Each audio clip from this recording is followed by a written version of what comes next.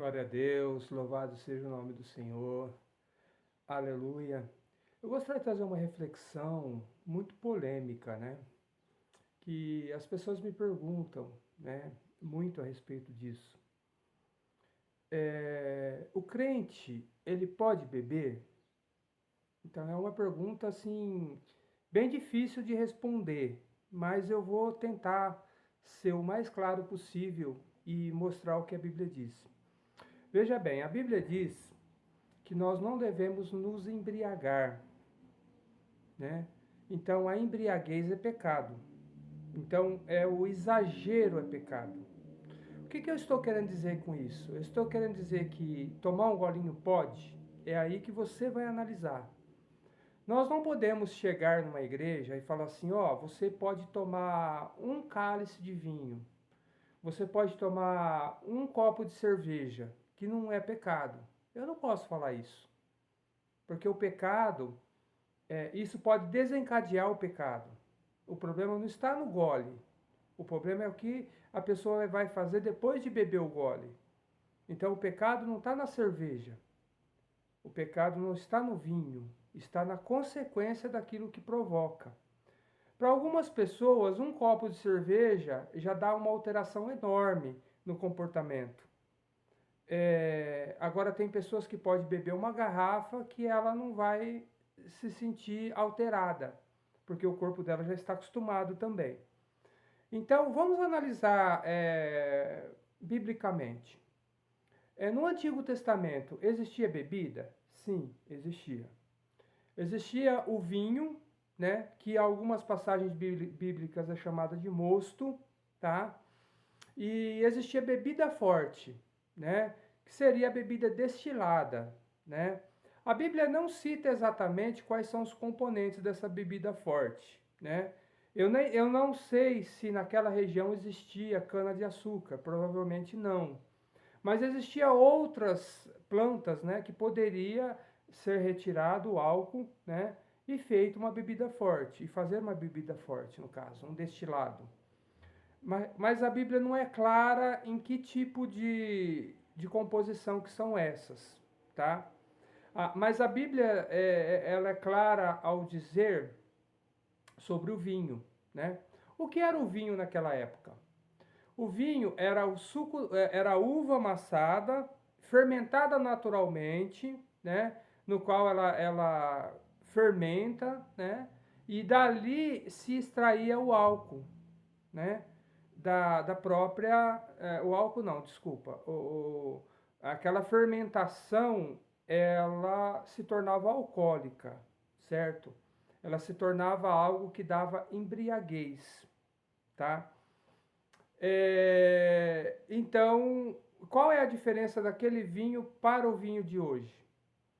A diferença é que ele não tinha ácido cítrico e não tinha álcool, né? Esse álcool que nós conhecemos que é da cana-de-açúcar, que é um álcool mais forte, mais potente, né, do que esse da uva. Esse da uva é um álcool mais natural, né, fermentado, que ele causava embriaguez, mas nem tanto quanto esse que nós compramos aí no mercado, né? Eu particularmente eu não compro, mas as pessoas compram. Então, esse álcool que o pessoal paga aí R$ 25, ele tem um teor de álcool muito grande, né?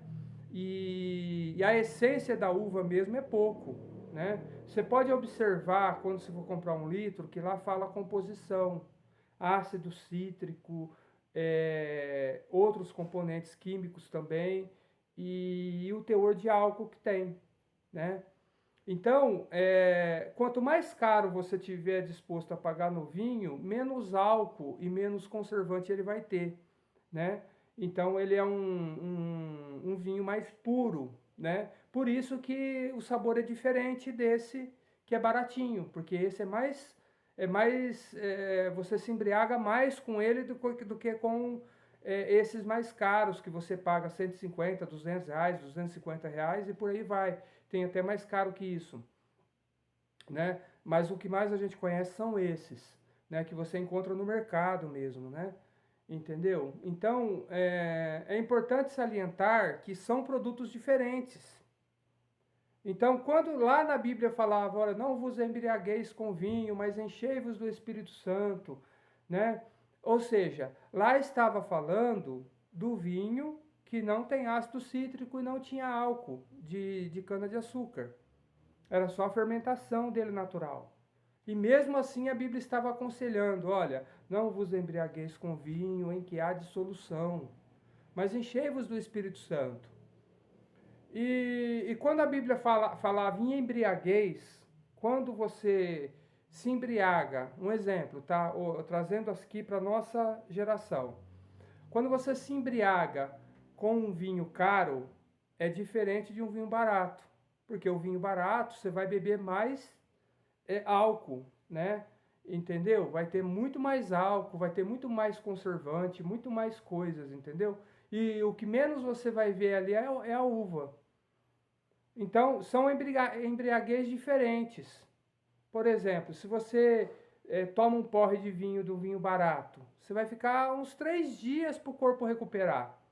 Você vai sentir muita sede, você vai sentir dor de cabeça, náusea, ânsia de vômito, enfim. Dizem, né, que o porre de vinho é o pior porre que tem, né? Por quê? Porque a maioria que toma porre é o pobre que bebe esses vinhos baratos, entendeu? Esse vinho mais caro não, né? Esse vinho mais caro ele tem menos químicas, né? Então por isso você tem menos embriaguez ou o efeito da embriaguez é menor, né? Então quando a Bíblia está falando de embriaguez, está falando no modelo daquele vinho lá que não existe mais, que é o mosto, né? Aquele vinho não existe mais. Aquela forma de fazer vinho, entendeu? Hoje o vinho é mais químico, naquele tempo era mais conservação, conservantes, né? O próprio vinho, né, que eles fermentavam, né? Então, é diferente o modo. Hoje é industrializado, hoje se faz 100, 200, 300 garrafas por dia, né? Uma fábrica ou mais, né? Tô citando assim, né?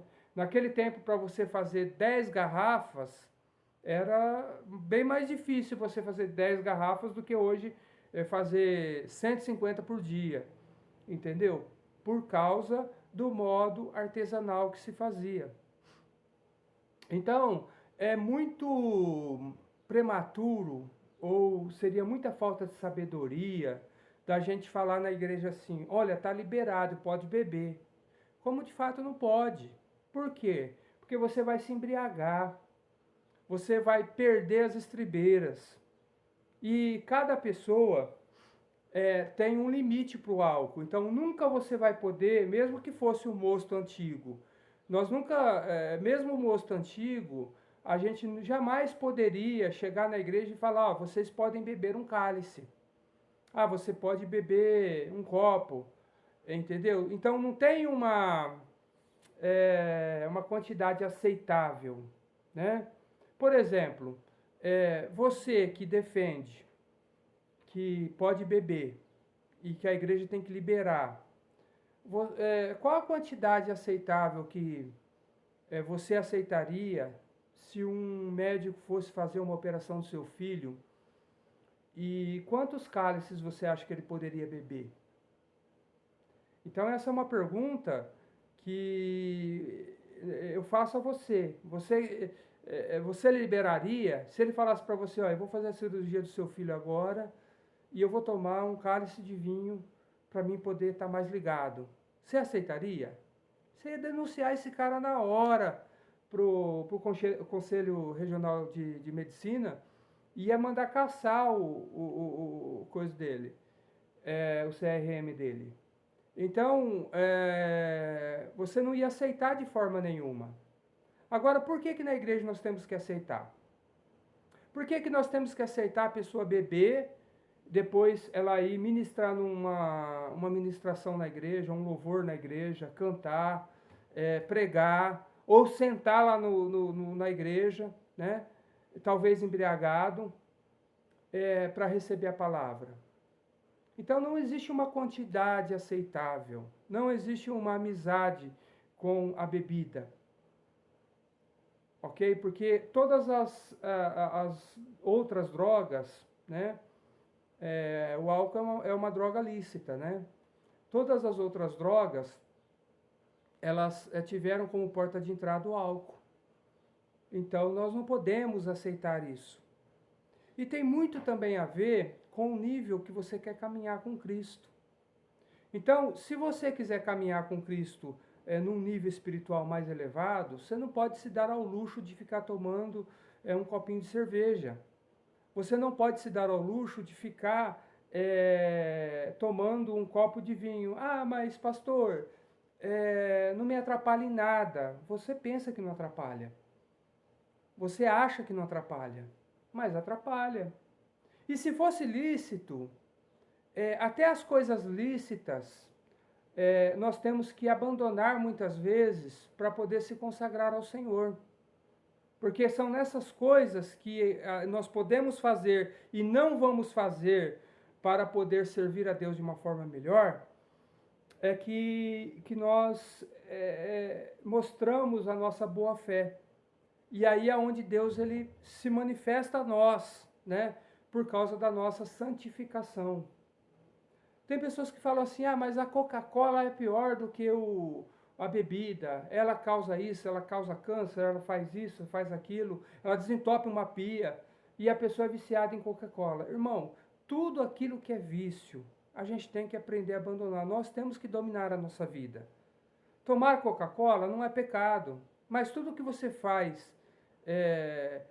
muitas vezes se torna algo ruim para a sua vida espiritual.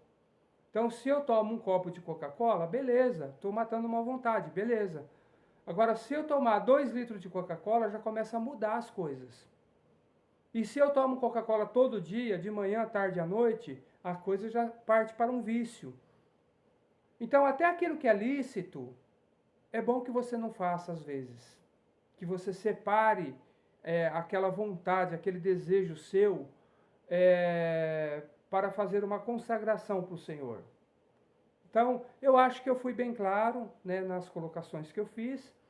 Espero que você tenha entendido o propósito, né, de servir a Deus, né, e de abandonar certas práticas que atrapalham a nossa vida espiritual e até as coisas lícitas. É bom muitas vezes você não fazer e consagrar esse tempo, consagrar essa vida ao Senhor, consagrar esse desejo ao Senhor, né? Deixar de fazer algo que é lícito para fazer algo para Deus é muito louvável.